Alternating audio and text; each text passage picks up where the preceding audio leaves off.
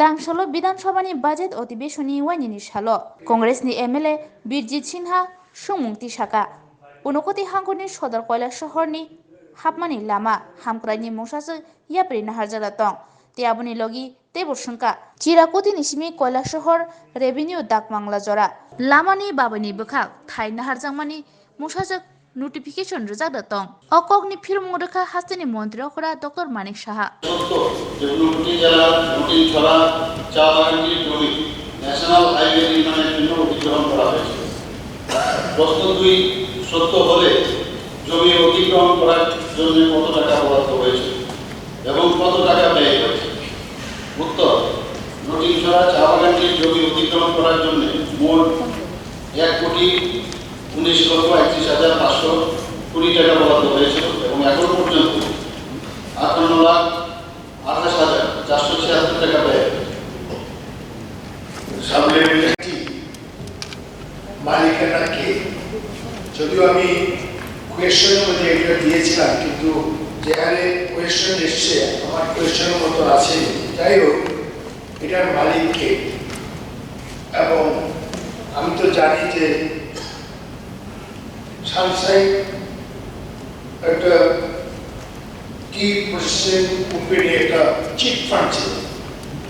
এই chit fund যখন ভারতবর্ষের বিভিন্ন চিট ফান্ডকে যখন ধরপাকড় শুরু হলো, এই চিট ফান্ডের যে অ্যাকাউন্টে ছিল কৈলাসহর স্টেট ব্যাংকে, এটা সিল করা দেওয়া হয়েছিল।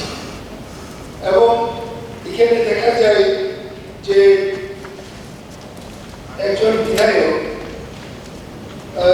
ভগবান চন্দ্র দাস একটা চিঠি লিখেছেন অ্যাডিশনাল ডিস্ট্রিক্ট ম্যাজিস্ট্রেটকে অনুকুটি, যে এই অ্যাকাউন্টটি চালু করে এটা চালু করার জন্য। এবং এখানে অ্যাডিশনাল ডিস্ট্রিক্ট ম্যাজিস্ট্রেট কালেক্টর উনি ডিএম এর চার্জে ছিলেন, ডিএম ছুটিতে ছিল, এবং উনি আবার একাধারে ল্যান্ড অ্যাকুইজিশন আবার কালেক্টর। উনি এমএলএ সাহেবের চিঠি পেয়ে উনি branch manager State Bank of ইন্ডিয়াকে চিঠি লিখেছেন যে এই অ্যাকাউন্টটি আবার চালু করেছে এবং এই অ্যাকাউন্টে 58,28,476 টাকা এই অ্যাকাউন্ট থেকে ওই চিট ফান্ডের একজন লোক টাকাটা উদ্ধার করেছে। এখন প্রশ্ন হচ্ছে এই চা বাগানের মালিকটা কে, এবং এই চা বাগানের মালিককে এবং এই কম্পেনসেশন টাকাটা পাওয়ার অধিকার কে? আর 2 নম্বর প্রশ্ন হলো যে চা বাগানের শ্রমিকরা আজকে এখানে অধ্যায় আছে এবং বেশিরভাগ চা বাগানের জমি সরকার খাস করে দিয়েছে। খাস করার ফলে চা বাগানের শ্রমিকরা চা গাছের সঙ্গে যুক্ত, কিন্তু যদি চা গাছ সেখানে শেষ হয়ে যায়, শ্রমিকরা কোথায় যাবে?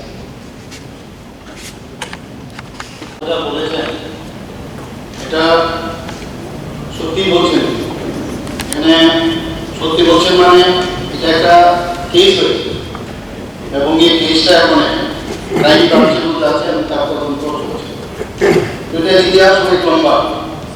ওই চিট ফান্ডের বিরুদ্ধে কেস হয়েছে এবং এই কেস এখনো চলছে এবং এই রেজাল্ট যখন বেরোবে তখন সেটাকে আমরা বলতে পারবো কি অবস্থা।